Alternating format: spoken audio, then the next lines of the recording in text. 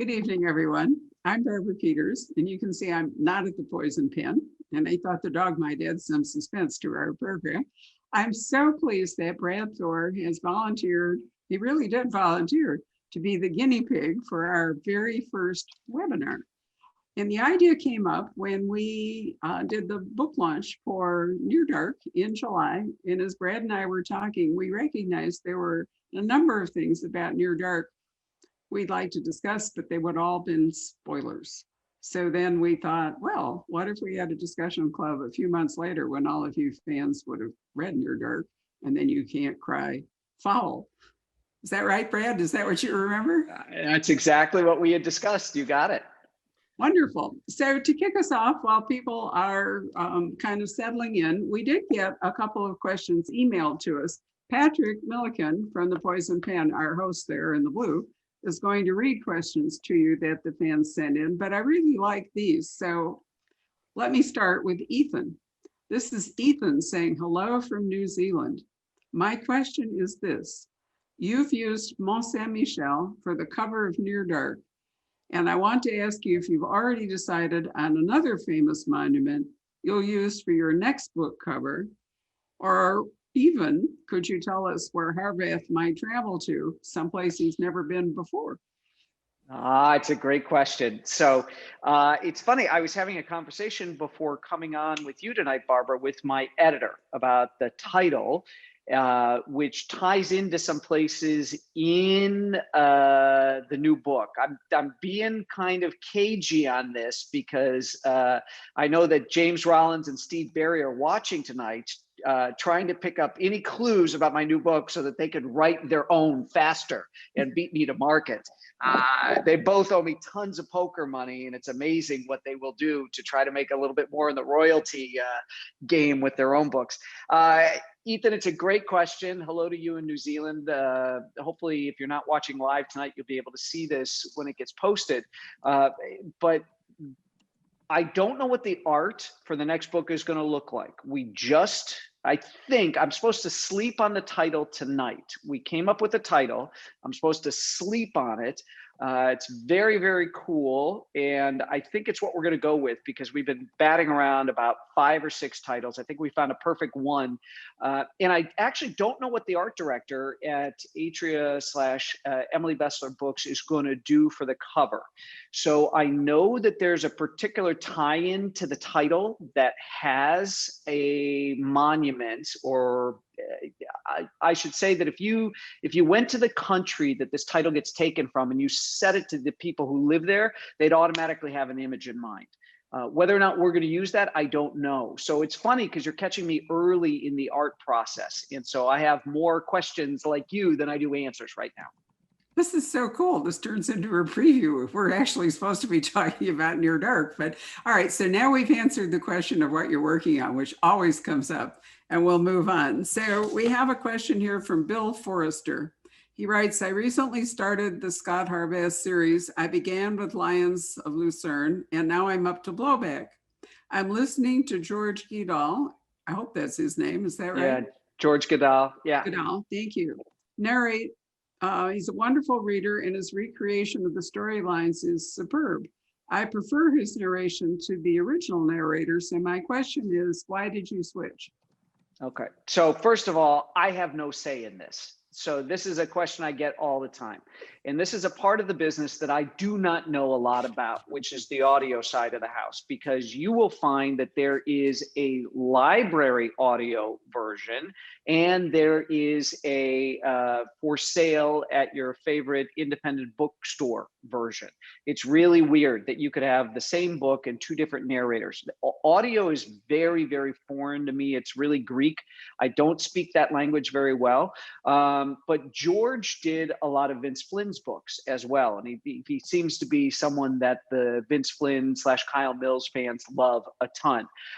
My consistent narrator pretty much throughout the series has been Kyle Mills. George has done some of those books, but I think they were library editions. I mean, I've been at this for over 2 decades. So it's really hard for me to go back to the beginning and tell you what books were when and who did what, because Simon & Schuster audio. So when George Goodall does it, that's not a Simon & Schuster audio book. That's actually a different company that negotiated to get the rights to do the books. Audio is a very interesting, very nuanced business. So Armin Schultz is the gentleman who's been with me, and we had a couple of books that Simon & Schuster didn't originally do as audio versions, but as the books became so popular, they went back and did them years later to make them available with the same narrator from Lions of Lucerne all the way through to now, which is Armin Schultz, who, by the way, for those of you who have ever watched the series with Rami, who played Freddie Mercury in the Queen movie, Armin Schultz is in Mr. Robot, which is really, really cool. He's a Broadway trained actor, and he's also done some TV commercials. And I'll never forget the first time I had the TV on in my kitchen and I heard Scott Harvath talking to me about Cialis. Or some statins. It was either an ED medication or a cholesterol medication. And I'm cooking in my kitchen and I hear Scott Harvath giving medical advice. And my head just went like this. And I looked up at the TV, and sure enough, because Army, who does the narration on all my books, is super handsome, like I said, Broadway trained actor, and he does a lot of TV commercials. And that was the first one I ever saw with him in it. And I was yelling for my wife, come look, Scott Harvath's on TV. It was kind of fun. Wow, that really is fun. Well, I should turn this over to Patrick, who is going to be asking you questions from fans. So Patrick, what you got? Sure. Yeah. By the way, a couple of people brought it to my attention that you were live the whole time. So luckily we didn't say anything, out of school. People seem to enjoy the behind the scenes banter. And I have a few viewers who said they were adding some new TV shows to their lineup. So nobody heard none of the smack I talked about Harlan Coben made it out. No. I don't think we were alive then. Okay. And I'm just kidding. Harlan and I are good friends, and I'm just teasing. He's a super guy and a great author. So we got a lot of people watching, and thanks everybody for being good sports while we test this out. Let's see. Okay, Kristen asks, after nearly 20 years of writing with the same main character, would you ever consider starting a new series? That's a great question. I suppose if I was moved, if I had an idea for a series, I would. But to tell you the truth, as a writer, I think kind of a chicken and egg thing would be, I would have an idea for a book. And I'd have an idea for a character for that book. And I'd be looking at it as, okay, I'm going to write this new book and this new character. And if it turned into a series, then that's great. But I don't think I would have, because I know Baldacci's got several series going and all that kind of stuff. So I haven't thought about it as much from a series standpoint as I've got a couple of one-off books that are in the same genre, but would be completely unattached from the Harvath universe, if you will. So it's funny, I was talking to a friend of mine last week who is a huge Hollywood screenwriter. And he said, well, what are you doing with coronavirus? Brad, you've got all this time on your hands. Are you going to write 2 books a year? And I said, well, it's really hard to write one good book a year and make your readers happy with that book. I said, I've got an idea. And as soon as I told him I had an idea for something that was non-Scott Harvath, he said, let's do it as a movie script. And I thought, okay. And I said that to my wife. I said, hey, blah, I can't tell you who this is because you'd freak out if I told you. He's amazing. And he's been a very successful screenwriter. And my wife said, well, you could do a screenplay with him. And then at some point later, you could actually write the book for the movie if you guys got the movie made. So I'm starting to lean in that direction. He may even be watching tonight. I'm sure he's popping a champagne bottle. If he's hearing me talk about it, I'm leaning towards working with him rather than writing the book. But so that gives you a little bit of an idea of how I come at this. I would love to do a separate series. I already did a spin-off thing with the Athena Project, and fans have been asking me for years to put another installment in that series. So I think if I put my series hat on, that's really what I got to go back to, because fans have been looking for that for so long. So it'd be another Athena project if I was going to go separate series route. Okay, and go ahead, Barbara. I was just going to say, since you mentioned it, I just finished the David Baldacci. We're going to launch him on November 17th, and he's done an interesting thing. He has brought a character into Atlee Pine that is the lead in one of his other series. So the military investigator, I'm sorry, this is my senior moment, I'm blanking. Jesse Puller? Thank you. Puller? Exactly. Yep. So it's Puller comes in to work with Atlee Pine. And so it's her book, but it's connected.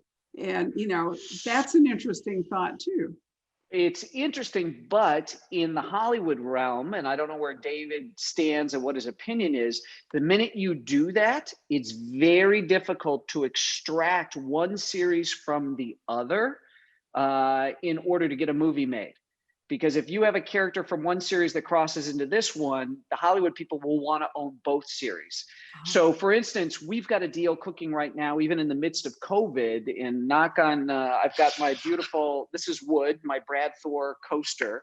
I'm going to knock on that. We've got a very, very cool deal cooking in Hollywood, but we had to specifically carve out my one Athena project novel in which Harvath appears for one chapter.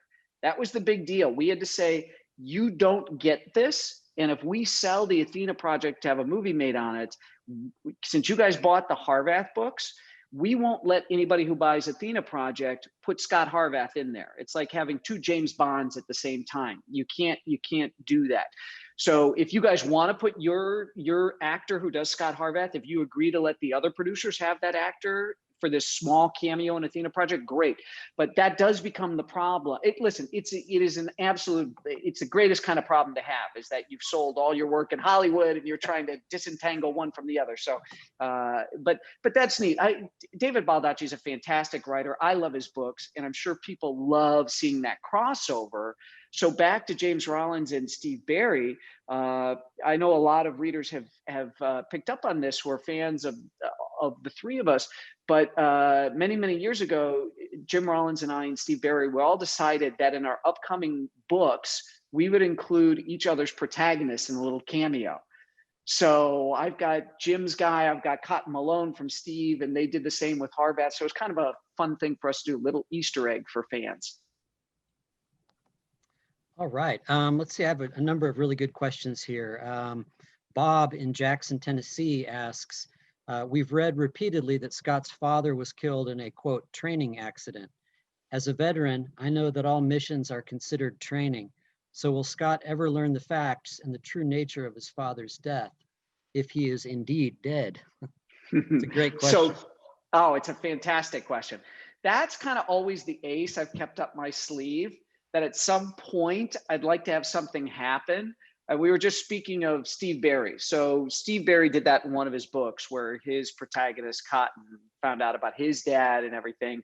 So yeah, I think that's definitely a possibility for me to do with Harvath. I'm not there yet with what I want to do with him, but I think it's absolutely a possibility. And I've alluded to it many, many times, that his dad died in a training accident, which could be, yeah, he literally died off the coast of Coronado training SEALs, or that was also something they used to say to cover up, people who were killed in action and that kind of a thing. So it's a possibility. I don't have any near-term plans, because I've got so many book ideas spinning for Harvath that are happening right here and now.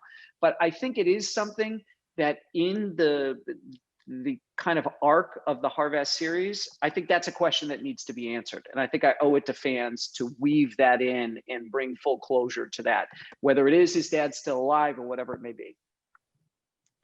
Okay, there's a question from Chad, who asks, he says, my father was in Force Recon stationed at Camp Lejeune when I was growing up. What was your inspiration for your Force Recon character? It was the insistent pounding on me almost daily on social media from Force Recon Marines that were angry that I had not put any Force Recon Marines in my books. And that was compounded with the fact that my dad, while not Force Recon Marine, my father is a Marine, no longer active. So there was that, hey, you need to get some Force Recon Marines in there. And I said, you know what, that's totally legit. And particularly with the world that Harvath transitioned into, with really high-end former members of the military that are doing contract work, it is, you can't swing a dead cat anywhere in some of these dark corners of the world without hitting people from every high-end branch of the different American military services. All right, let's see here. Steve says, in the future, you should be able to hold the audience in a waiting room prior to going live. Yes, thank you. We will work on that. Let's see. Okay, Anne asks, are there any countries that Scott won't visit? Scott, no, he'll go wherever he has to go. So there's no place that's off limits. For me as the author, I try to keep it interesting. So I want Harvath to go to locations that I'm willing to spend a year researching and writing about. So there has to be some passion in me. So Harvath is really an extension to a certain degree of who I am, the same way I'm sure Jack Ryan was for Clancy and James Bond was for Ian Fleming. So it's particularly now with COVID, I can't believe it. I am coming up on a year, the first year ever in my adult life I've not been on an airplane. I mean, it's wild. So for those of you who know about my past, I was a travel journalist before I became an author. I had a travel show on public television, but travel's been in my blood for as long as I can remember. So particularly right now, the stuff that I'm researching and writing, you tend to see a lot of stuff in my books that, number one, is really important because a lot of big things geopolitically are happening there. And number two, you get locations that either I've been to and love or want to go to, so that the research and writing is fun for me. Okay, Kristen asks, she says, in Near Dark, Scott was so self-destructive and low. Was it difficult for you to write him in Near Dark? Oh, thank you, Kristen, for that question. Absolutely. And this actually goes back a book before Near Dark. For those of you who have read Backlash, there were a lot of emotional moments for Harvath. And the hardest thing about being an author is to try something new, to try to stretch yourself as a writer. And so I was having Harvath experience psychological trauma, emotional trauma, and backlash, and that continued into Near Dark. And I have to tell you, I have no idea if it's working. Am I going too far? I have a lot of angst, particularly over the last two books. I've had a lot of angst because I'm wondering, is this in keeping with Harvath's character? Would he really act like this? Am I going too far? Is it not far enough? So it isn't until the book is complete and my wife reads it, my editor reads it, my agent reads it, and so on and so forth, that I know if it worked or not. So that stuff really is tough for me to write, but the feedback has been really, really good. So he went very deep, very dark and Near Dark. The title plays into the darkness closing in on him and kind of that spark of humanity and whether that's going to be extinguished and all that kind of stuff. You're going to see a much more chipper, much more smart alecky Scott Harvath in next summer's book. He's gotten out of that kind of pit of despair and he's doing much better. I'm happy to report tonight he's doing much better. Things are going very well for him as of close of business today when I shut down my computer. Yeah, but I think that's part of the challenge writing a recurring protagonist is I want to give you, the readers, something new about Harvath every single time. I want you to learn a little bit more about him. And by the way, when you learn about him, I learn about him. Because the things that I'm revealing to you about Scott Harvath, I didn't even know until I sat down to write it. So that's always been my desire, is that in writing the books, I'm having the experience writing them that you're having reading them. So Brad, I was going to actually bring it up because there are no spoilers this evening. We're going to assume that everybody, what happened, because I was going to ask you that, what happened in Backlash at the end? It was a catastrophic event. I mean, he started out, it's freezing, it's Russia, all the rest of it. But you decided, I mean, it was really treacherous of you in a lot of ways because it looked as though he were on the road to some sort of personal happiness and then bang. So are you talking about the end of Spy Master that ends with run, exclamation point? Maybe. Yeah, I'm trying to remember because, Right. It's been 2 years since I read that one and a year since Backlash. But how did he get to the place where we are in Near Dark, where he is so despondent and where his Right. family is destroyed? So 2 years prior, so this is great. So this is so much fun, Barbara, because I'm going to tell people something they don't know behind the scenes, some more pulling back the curtain. So when I finished the manuscript for the book that was 2 books back, Spy Master, it ended about two paragraphs before where the actual published book ends now. And I turned it in. Harvath was talking to Lydia Ryan, and she's saying, hey, there's all these loose ends we have to tie up. And Harvath says, well, I got to tell you what, let's give it to Sloan Ashby and Chase Palmer. Let's give them a budget and a timeline and let them go track down the rest of these people. And Lydia Ryan says, great. And that was the end of the book. Harvath didn't want to go out into the world and mop up. He was exhausted from the book. And he said, let's hand it off to these 2 younger agents and they can go out and go wrap up the rest of these minor bad guys. And I turned that in and my editor said, I'm not feeling it. I just don't know if I like this as an ending. And she said, go back and fix it. And I said, well, what do you want me to do? She said, well, I'm the editor. You're the author. When you write it, I'll tell you if it's good or it's not good. So I spoke with a very good friend of mine named Jack Daniels, and he and I sat down and I had a couple of bourbons in me. And I said, okay, I'm going to go crazy. Harvath will have finished that conversation. He'll walk outside. He had gotten married only a couple of days before. Nobody knew about it, just kind of their friends right there. They were going to do a big church wedding for her family, but because his mentor was dying, had Alzheimer's and all this kind of stuff, they wanted to get married at his bedside at Lake Winnipesaukee. So what the muse told me to do was have Harvath see his now new wife coming back from a walk around the lake. He wraps up his conversation with the woman who runs his private intelligence agency. And he says, okay, I'm going to go outside, talk to my wife for a few minutes. And when he steps outside, she yells, run. And that's where I ended that book. And my editor loved it. And God rest her soul, Carolyn Reedy, the CEO of Simon & Schuster, who just passed away from a heart attack this year, hated it.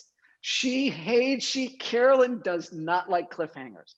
And she was not happy. So Carolyn did not like that.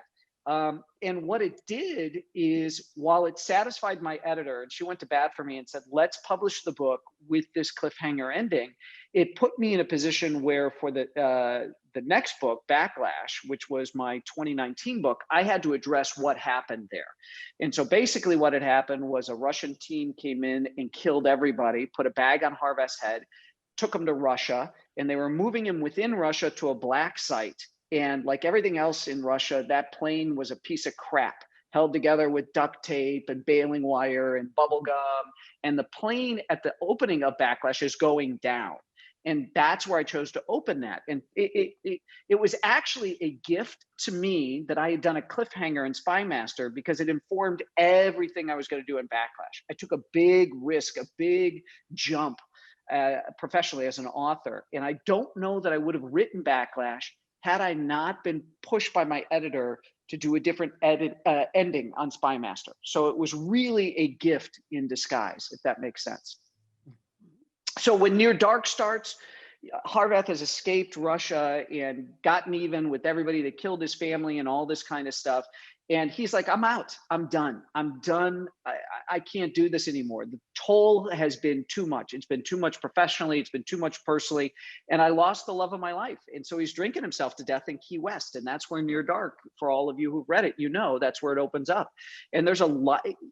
I will say this. It's very interesting. I had a correspondence right before starting this tonight with a friend who is recently retired from the CIA, who said, Brad, when I read the first couple of chapters, when you put out like the first 2 or 3 chapters of Near Dark, he said, it triggered me. This is not a guy who gets triggered, Barbara, okay? He's a pretty badass guy. And he said, I was triggered. He said, Brad, I didn't, from 9/11 all the way for a whole year until the next September, I didn't see my family. He said, I was overseas hunting bad guys nonstop. And he said the personal toll was pretty serious. And when I read the first 2 or 3 chapters of Backlash, he said, you took me right back to that very dark time in our nation's past and in my own professional and personal life. And I thought, wow, that's probably one of the highest compliments you could get paid as an author, that it resonated with somebody who's really out there kicking butt and taking names against some of the worst bad guys on the planet. Brad, let's see. I was going to ask you, kind of dovetailing on what you were talking about with Scott being in a dark spot in this book.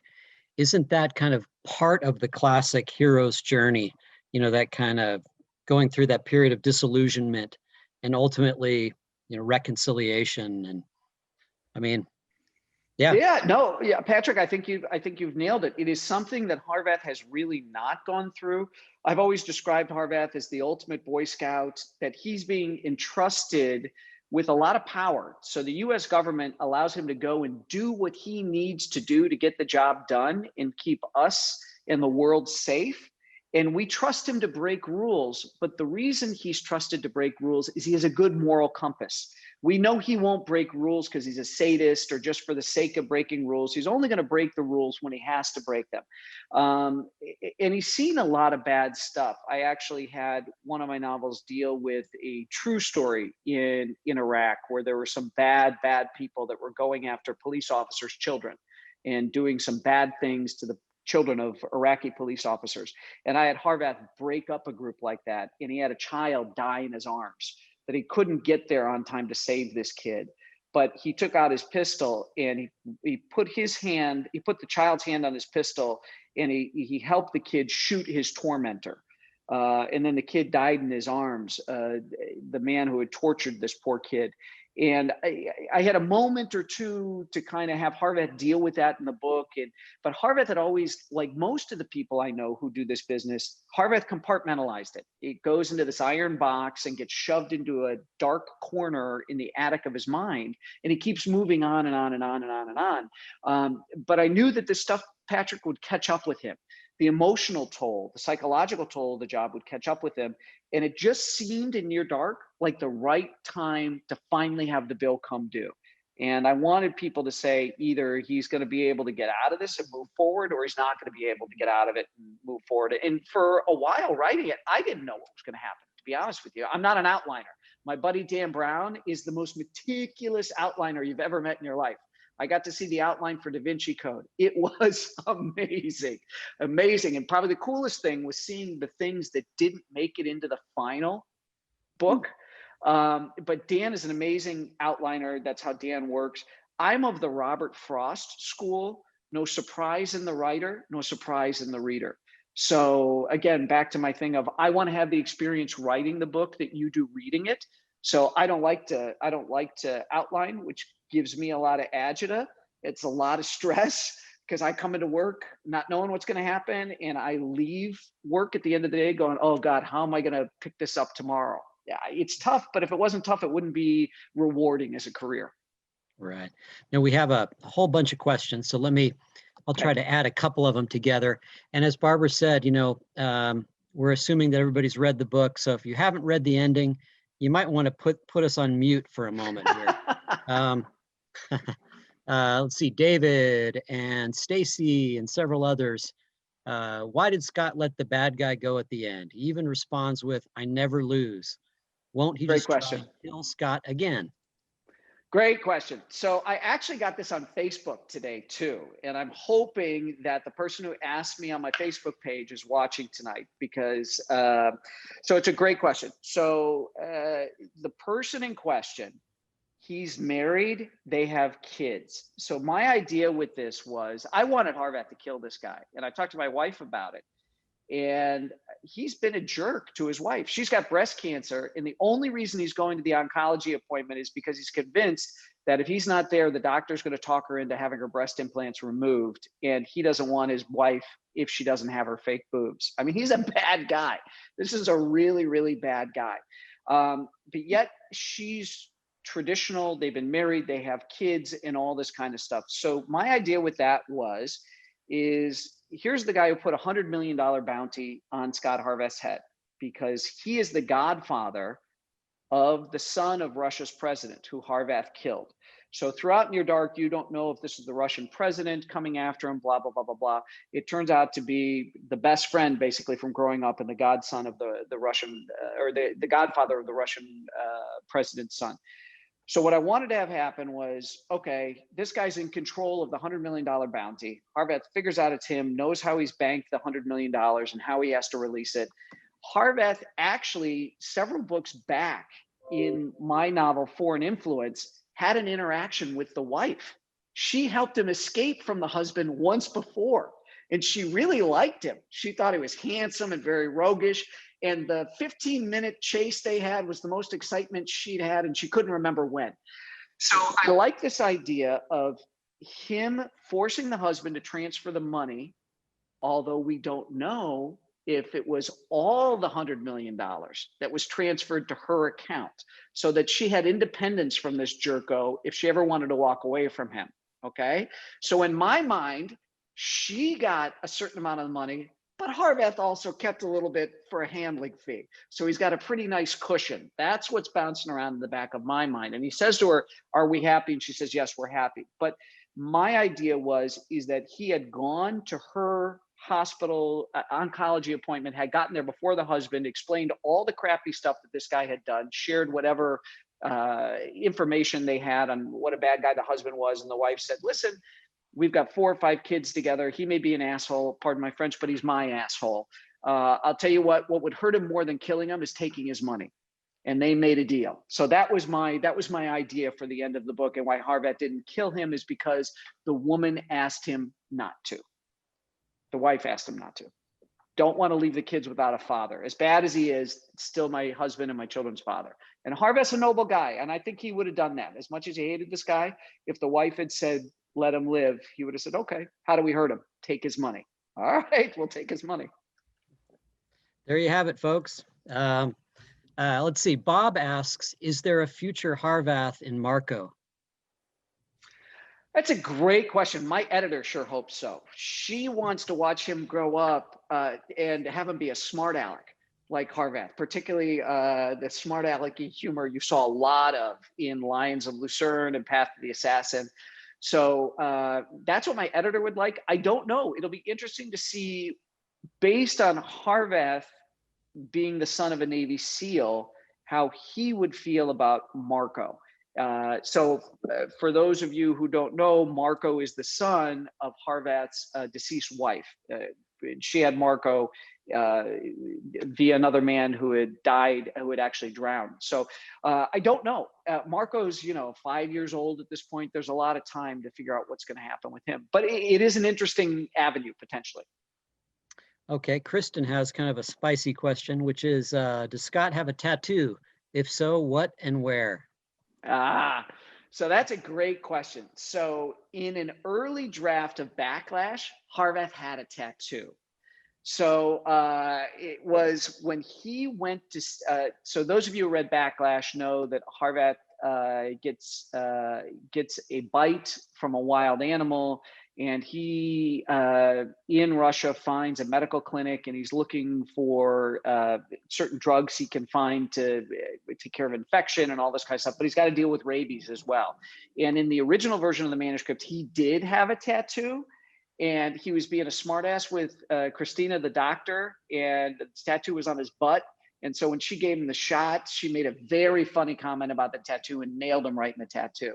And I ended up taking the tattoo out because I didn't know what my readers were going to think about. Listen, he's a military guy. He could easily have a tattoo, no big deal. But I took it out because I was worried that some fans might not like it, so I removed it. But just understand that in an alternate reality, yes, he has a tattoo. It's like a Viking, a Norseman, like his call sign. Renee just came up with a great one. She says, the future Harvath has to be a woman, ! So that was it. That was awesome. Well, and Renee, thank you. And if you've read this book, Near Dark, one of my goals in Solvi Kolstad, the Norwegian intelligence operative, was to create someone that was not just Harvath's equal, but maybe even better than Harvath. She had a special operations background. She was just as funny, just as smart, just as aggressive, and just as willing to break rules to get the job done, particularly so the good guys would win. So you're going to be seeing a lot more of Solveig Kolstad, and that is my goal, is to have her actually not just be Harvath's equal, but to be a couple steps ahead of him and better than he is at stuff. And when I wrote that character, I wanted my female readers to enjoy her. I knew the guys would like her, but what's so funny is the men went crazy for Solveig Kolstad. They want Solveig Kolstad to have her own book, which is a really neat response. I really like the way you called her the Norwegian ninja. But I also, it's an interesting question. After he's had this devastating loss, one book earlier than I remembered, and lost his wife and family, a question for you writing a series, is he going to go forward unattached? Or is somebody else going to come into his life? So Solveig is there, I thought, sort of multi-purpose, maybe she's just there to be a comrade or even best him, but maybe she's a potential attachment. And maybe she's the kind of character, Brad, that doesn't necessarily want to, like have children and a family. Maybe that's not. And she can't. She physically can't. Right. She's barren because of something that we talk about in Near Dark that happened in her past. So she can't give birth to a child. Yet what you have here is you have three broken individuals. You have Harvath, who lost his wife. You have Solveig, whose marriage fell apart in Norway when her husband found out she couldn't have children. And then you've got Marco, who's an orphan because his mother and his father are gone. So you have three people who potentially could come together and become whole, and could be that family that each one of them so badly needs and desires. So there's a really neat potential there for all three of them to be a family together. Well, exactly. And, you don't have to give birth to children to create a family. Oh, amen. Correct. It's like rescue puppies versus, there we are. But I did think when you introduced her, you were thinking about Harvath and how he was going to go forward, whether as a complete loner, which always leads to other problems, or whether you were going to find him some other way to form a family. So yeah. I liked her a lot. And I'm glad you're going to continue her. All right, Patrick, back to you. All right. Todd asks, hi, Brad, are you going to continue with the Russian threat like you have been, or return to the Islamic threat or other New World threats? So that'd be answer C, other New World threats. So I found something for the new book, for the 2021 book, that I haven't seen anybody do, that I think is a very, very serious in real life geopolitical dilemma, problem the United States is facing. And I like to be on the cutting edge. I like to do stuff before other people. So I've got something in the new book that I think is really, really cool. And I love doing what I call faction, where you don't know where the facts end and the fiction begins. My job number one is to entertain you. I want you to flip those pages and have a really fun read. But if you close the book and you know a little bit more about what's happening in the world and what some of the dangers are lurking in the shadows, then that's the icing on the cake for me.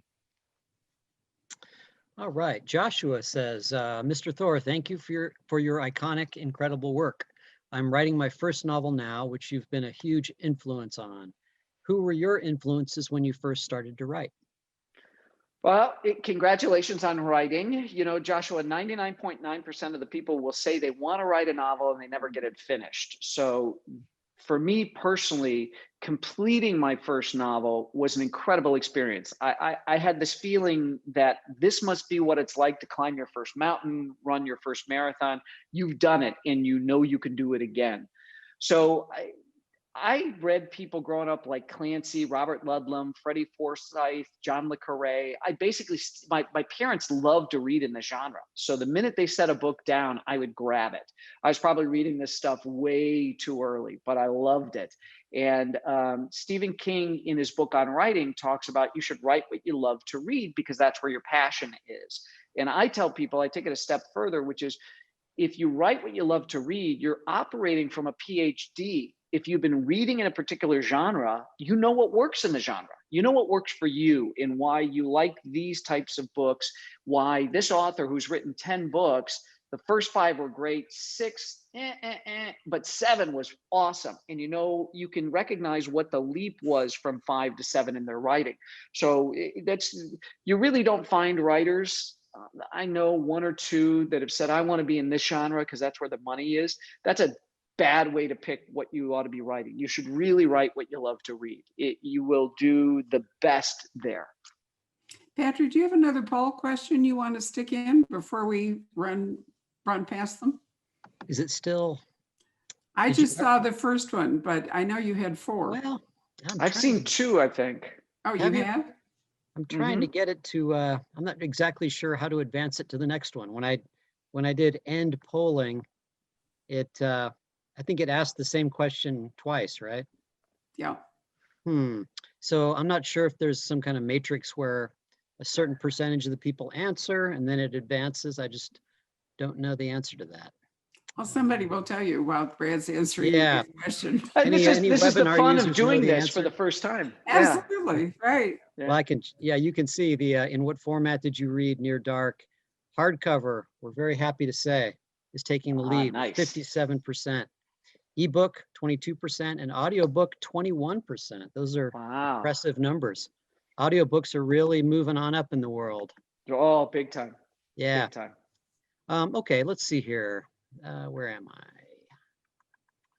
Let's see. Sorry, just kind of scrolling through some of these. No, it's okay. Bob asks, I've noticed that Scott's shower routine, hot then ice cold, was a method that Ian Fleming wrote about in the original James Bond series. Did Fleming influence you?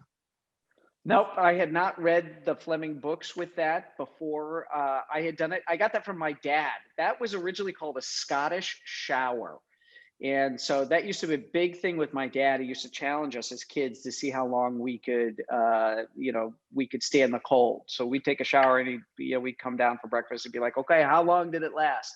Kind of a thing. So that was just a fun family thing for me growing up. I didn't know till years into my own writing that Bond had done that. And it was fans that told me. It was fans that had read Fleming that knew that, because you don't see that in the movies. Okay, Anne asks, what made you decide to bring Gary Lawler back? Great choice, by the way. Oh, thank you. Because the person that Gary Lawler is based on has ridden me for years like a freaking jockey. I've got marks all over from where he's been hitting me with the riding crop. He's been dying to get back into the books. So the real life person, the real life FBI agent that's based on has been merciless with me. So I figured, okay, well, I'll throw him a bone. And I needed somebody to come in. So I liked this idea. What that allowed me to do was to visit a part of Harveth's life that Barbara and I were just talking about, which is, Harveth has always wanted to have a family, but he also understands that there can be no American dream without those brave men and women willing to go out and protect it. So you've got somebody who claims he wants a family, yet will jump at the most dangerous missions every single time they're offered, because there is this part of Harveth that thinks he can do it better than anybody else. Harveth has been asked by his superiors to stop going into the field because he's too valuable. He really should be developing young and upcoming talent. If he fell into enemy hands, it could be very dangerous for the United States. But yet he still continues to go out and do this stuff. So I liked the idea of Nicholas, which I introduced in Backlash, having inherited, per the old man who got murdered, that there was this hierarchy. The old man had Alzheimer's, the day-to-day operations got handed to Lydia Ryan. Harveth was supposed to kind of co-manage, be in the office sometime, be in the field sometime. But in Backlash, the book before Near Dark, you saw that with Harveth basically taken hostage and Lydia Ryan dead, it fell to Nicholas, the troll. And so this idea that Nicholas has gotten his paramour pregnant and doesn't know if he wants the baby, I thought was a really interesting conversation to have with Harveth. And all Harveth has wanted is a family. And now here, this guy doesn't know if he's going to grab it with both hands. And I thought it made for an interesting conversation, particularly because Nicholas is concerned about a son or daughter inheriting the gene that he's got that gave him primordial dwarfism, but that only works if both parents give it to the child. So I thought it was a fun thing. And I thought, okay, if Nicholas is here saying, you know what, I'm going to focus on my family. I don't want to run this organization because we're going to have a baby and I'm already stressed out to the max as it is now and everything. I thought, who do I bring back? Well, it'll get this FBI agent off my back in real life if I bring back the character based on him. So that's what I did. It basically is, it's blackmail. It's just pure pressure on me from the outside. I got tired of seeing this guy's phone number come up on my caller ID. So there you go. Okay, Craig has a really good question. He says, your books opened my eyes to the kind of work that apparently really goes on behind the scenes for this country. That makes me very proud. How often do you get to put some of these stories in your books to honor the real life heroes? And is it cool to hear the stories from those who've been a part of them?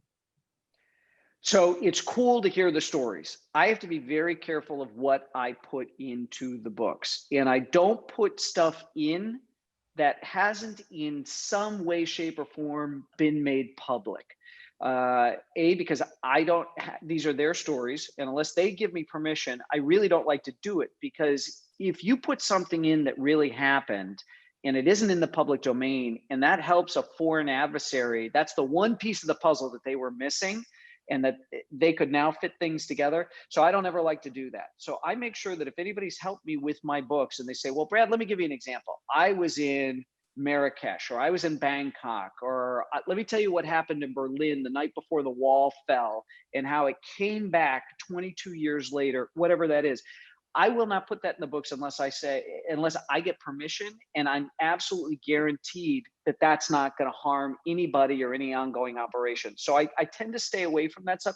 It's great for me to learn how these operations happen and how they go down, but I've got such a good imagination that I can create other scenarios without potentially putting information out there that shouldn't be out there. And I'm first and foremost an American, and I don't want to do any harm. So.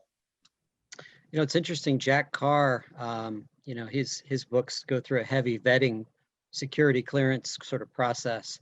Remember, Barbara, when one was delayed for months and months because of that? Do your books have to go through that kind of process? No. I did stuff for the analytic red cell unit at the Department of Homeland Security, but that was never and stuff at the Pentagon, but it was never contingent upon me having to, because my job is to come in and give them ideas. I don't take anything from them. I get little pieces of information where they say, okay, if you had a spool of red thread and a car crashes in Helsinki and the phone from the guy in the car crash pops up abandoned on a subway in DC, how would you link all that together? So there's times I think I'm being given real pieces of intelligence that they haven't been able to figure out how they work together. And they asked me to figure out, come up with a scenario on how I would link those, but they never give me any specific stuff. So I'm not under any obligation to get my stuff vetted. Do I remember right, Brad, that maybe you know that Vince Flynn actually was called up to the Pentagon to run through a couple of scenario or whatever, or maybe never heard that. I might be confusing him with somebody else, but if it wasn't Vince, whom happily Clancy had some chats with some higher level military people. One of the things that apparently was said was it Debt of Honor, his book, where I think it was like a crazy Japanese pilot slams a jumbo jet into a full session of Congress, like a State of the Union address or something like that. It was many years ago. I don't remember. But no, that'd be I've never heard anything about Vince other than Vince having done some stuff to help them creatively with the Series 24. Maybe I just, it's hard to remember. But I wouldn't be back so many surprised. years. Now, I could swear that I remember him talking about it, but whether it actually happened, I don't know whether his health, deteriorated before he could or what was going on. They tend to keep these things very compartmentalized. The stuff that I did, I know that Brad Meltzer was a part of, and then Michael Bay, the director for the Transformer movies and the Benghazi movie. I know that Brad was in it because he's talked about it, and so has Michael Bay. So that's it. But that's not it. The government is very broad. They got a lot of programs going on. So listen, if they were smart, they would have reached out to somebody like Vince and tried to solicit ideas from him, because he was extremely creative and super smart. Okay, Priscilla asks, she says, over the history of Scott's character, who was your favorite villain to write? My favorite villain to write. Boy, there have been so many of them. Yeah, I love the villain in The First Commandment, who, that was a fun book to write, because on the first page of The First Commandment, you see 5 terrorists being released from Gitmo in response to a demand and in exchange. And that's exactly what happened in the United States when we released 5 members of the Taliban. They weren't all Taliban, but it was exactly 5. That character, who came after Harvath with a vengeance, but visited biblical plagues upon the people closest to him. That was fun to write, because it was a very clever way to do it. There was, from Code of Conduct, Pierre Damien, the neo-Malthusian who thought the planet was overpopulated and needed to be scaled way, way back. Was kind of fun, particularly tying it into a flu vaccine and polluting a flu vaccine, so that the upper level government people, because they always do this, they do these PR efforts, we're going to take the vaccine, it's safe, and they all get photographed and filmed taking the vaccine. And this guy figured, if we could get this bad thing into that first batch, we could get rid of some of the top people in the government, and then the people that the neo-Malthusians had put in place would be then put into positions of power. That guy was fun too. They're all fun. It's, bad guys are interesting because you can explore all sorts of interesting quirks and fetishes. I mean, you really get to let loose the dark stuff with them. So they've all been fun. I don't have a particular favorite, because each one I've gotten to explore something really nasty. Sarah asks, do you travel to all the places that you write about?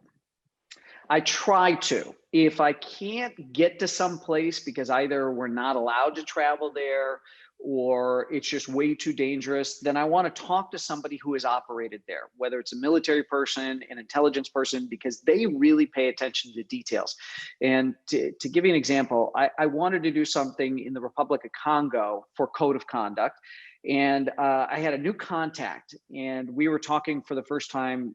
And he said, well, help me understand, Thor. You want me to give you what? And I said, well, let's start out with some color details so I can really flesh this out and make it seem really cool.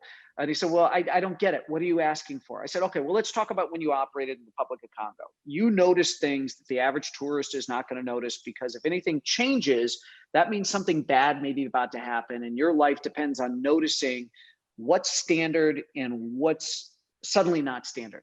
And I said, but let's start easy. I don't know, in the Republic of Congo, does everybody ride the same kind of bicycle? And he went, oh my God, yeah. Everybody rides this bike called a Black Mamba.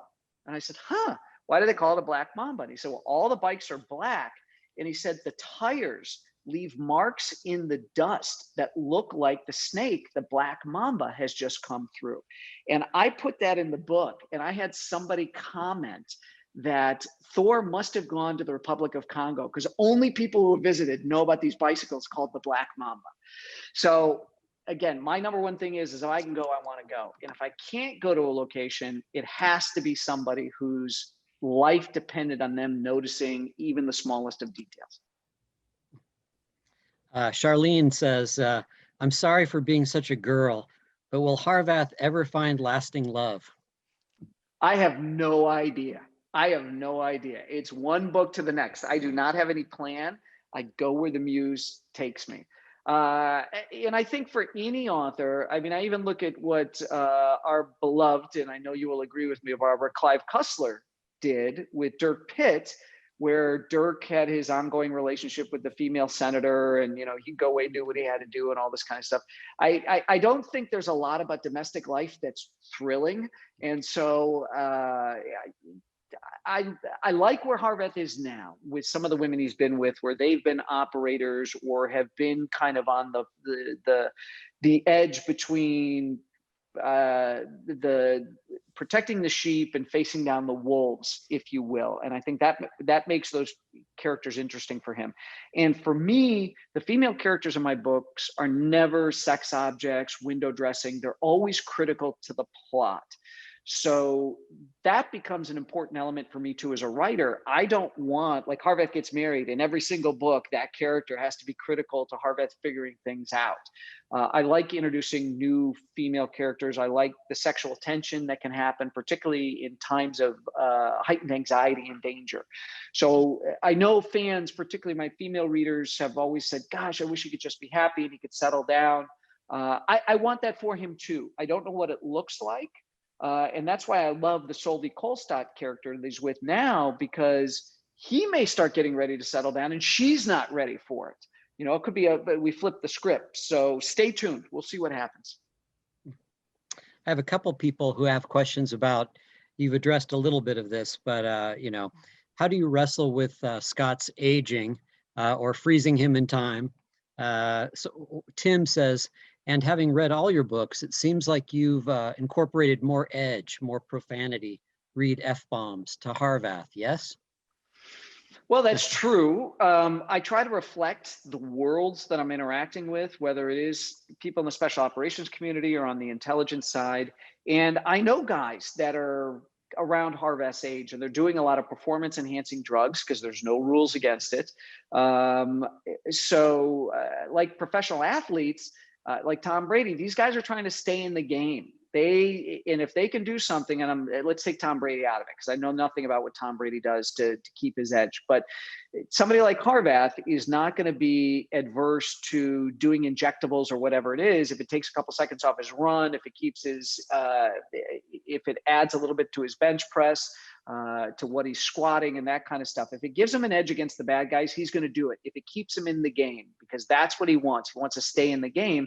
And I think that's an interesting comment on where he is professionally and where he is psychologically, that he's willing to even take drugs to continue to give him the edge in his business. So can I intervene and say, I just finished a wonderful book called Last Dance by Jeffrey Fleischman.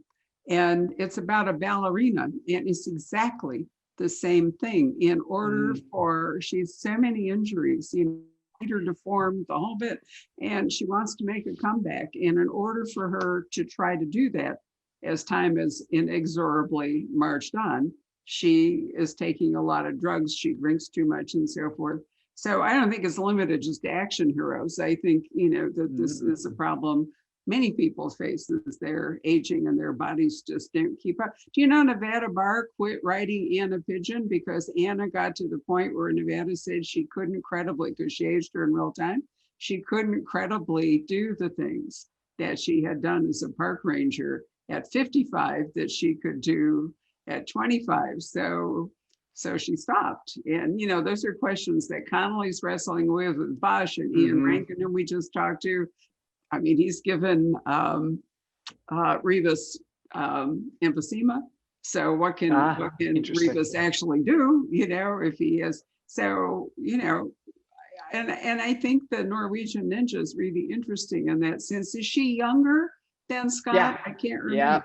Yeah, she is. So, you know, she may become the way he was. And that might create some interesting tension between them if he's not able to keep up with her. And I love, you know, I loved giving her that nickname, the Norwegian Ninja, because she kept sneaking up on him and he didn't hear her coming, which is a comment on her skills. But one of my favorite scenes in Spy Master, 2 books before Near Dark, is Harvath is chasing down a bad guy in Kaliningrad through this park, and he's feeling great. His legs are pumping, his heart's pumping, he's breathing heavily, and he's closing the distance on this guy. And I can almost hear in the background, like the song, Born Free, Free is the Wild Wind. And Harvath's like, I'm going to nail this son of a bitch. And the younger operative who he works with, Sloan Ashby, comes by driving a car, honks twice, like meep, meep, waves at him, gets ahead of him, and bangs into the bad guy with the car, which is a cop tactic, and knocks this guy down, breaks his jaw from the fall. And it just, for me, as it played out in my mind, I sat at my desk and I laughed, and I thought, that's really funny. Had Harvath jumped in a car, he could have done the same thing. But here's a younger operative that's like, what are you doing running after this guy? Why waste the energy? But Harvette just felt like, I'm going to get this guy. And there's just kind of a fun thing to write. Let's see here. Brad, do you have, is there any rhyme or reason to your choice of character names? I've had a few people ask about that. How do you come up with them? Is it kind of idiosyncratic or?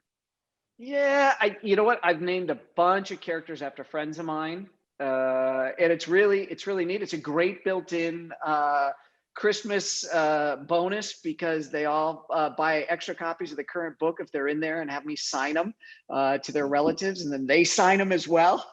That's really fun. I have some dear friends of mine, and that has been a really neat thing because a couple of friends of mine, they're buddies, and so they try to collect everybody who I've written in the books.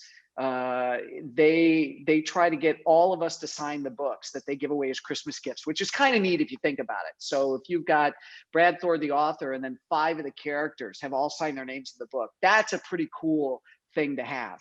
I do 1 or 2 for particular charities every year where I'll donate character naming rights, like Holiday Hayes in this book was very kind, made a donation to a charity that's very near and dear to my heart. So a lot of it is, like I said, friends of mine who will sign a release because you got to go through the whole legal thing. They've got to say yes if I use their full names and everything.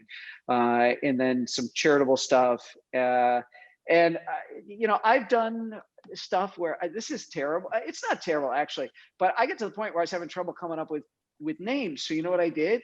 Whenever I go to one of my children's like spring concert or fall play, I'd keep the program, and I would take the program and take it back to my office. And I would see, you know, I would never use a first name and a last name, but it could provide a great first name and a great last name if I took from, you know, this kid was on drums and this other kid played the flute, and I could take the first name and the last name. I'm just constantly looking for resources shy of opening a phone book and just flipping to the middle and picking what comes out.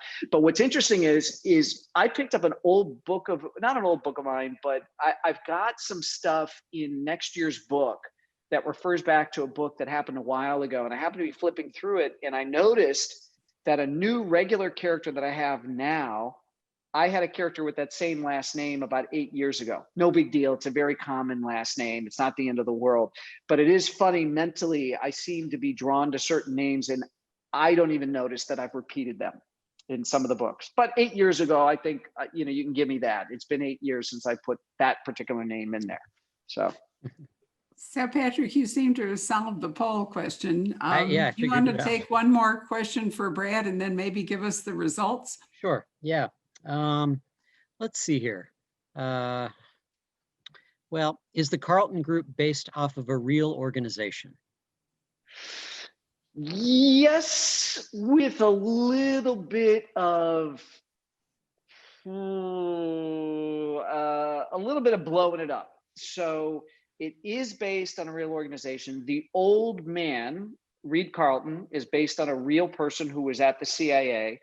And then I took things a little bit further than what he did after he left the CIA, because I watched things like Triple Canopy and Blackwater blow up and do a lot of big contracting, military contracting. And I thought, okay, I'm thinking the next thing that's going to come down the pike is private intelligence work, whether it's gathering and analyzing intelligence or even assembling operations and acting on intelligence, which gives the US government a little bit of separation so that there's some plausible deniability in there. So the Carlton Group, based on a real thing, but it does more than the real thing does. I've taken it a little bit further than what at least I knew they were doing.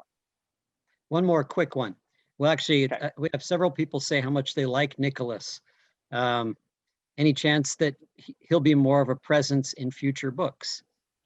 So, you know, it's really funny. Years ago, I talked to Kyle Mills, who's now doing Vince Flynn's books, about potentially spinning off Nicholas into his own series and doing it with Kyle. And it just didn't work for us at the time because we had all these other commitments. But I thought it'd be fun to work on something with Kyle. I love Nicholas, and I would love to reveal more of him because, as I said, if I'm teaching about Nicholas, I'm learning about him at the same time. So if I had to pick any character that I was going to go do a spinoff beyond the Athena project, it would be Nicholas. So yeah, I think the chances are very good that something will happen for him because I really like him. All right. Well, let's see.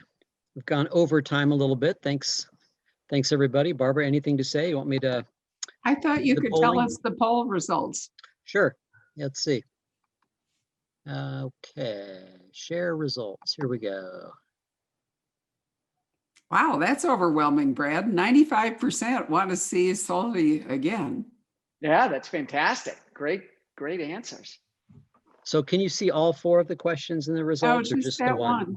Just the one. All right, let's see. Maybe I can figure out how to change that.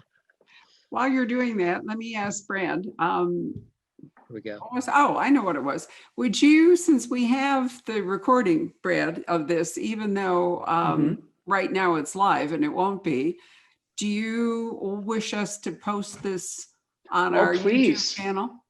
And I'll link to it and everything for all the folks that couldn't make it tonight or didn't get in before it was closed. Absolutely. Thank you, Barbara. Okay. I would love to share this. I think this is fun. A lot of people don't get to ask these questions of me because, and this was your idea, and I think it was a fabulous idea, because when we launch a book together, which I love being with you the first night before the book comes out, you and I can't do spoilers. You've gotten to read the book early. I wrote the book, but we don't want to spoil it for the audience. So this is a really neat thing to do. And I hope we can do this on a regular basis, launch together, and then come back and do this kind of book club stuff. I think this is terrific.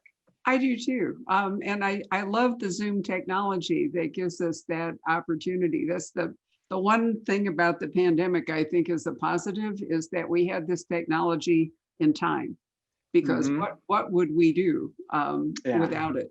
You know, whatever version. But no, I think this is a wonderful idea. And there's never time for people to ask questions when you're talking about the book at a launch, because the focus has to be so different. So let's see, people really like Near Dark, Patrick. Yep. 96% were 4 and 5 stars between the two. That's awesome. This is probably a self-selected audience, but even so. So here's the final tally on the format. Okay. So nothing's really changed there. So you've seen all 4 now, right? I believe so. Okay, cool. Yeah. So it's cool to have these poll questions. Yeah, these were questions actually your assistant wanted us to ask. She thought they might be useful. And I thought they were too. Also, we didn't want to make this too hard, since there was every chance we wouldn't be able to figure out how to make any of this work. So Patrick, you've done a noble job for your first. Thank you, Patrick. Thank you, everybody. And thanks for bearing with me. A little glitch here and there, but I hope I was able to answer or ask Brad enough of your questions.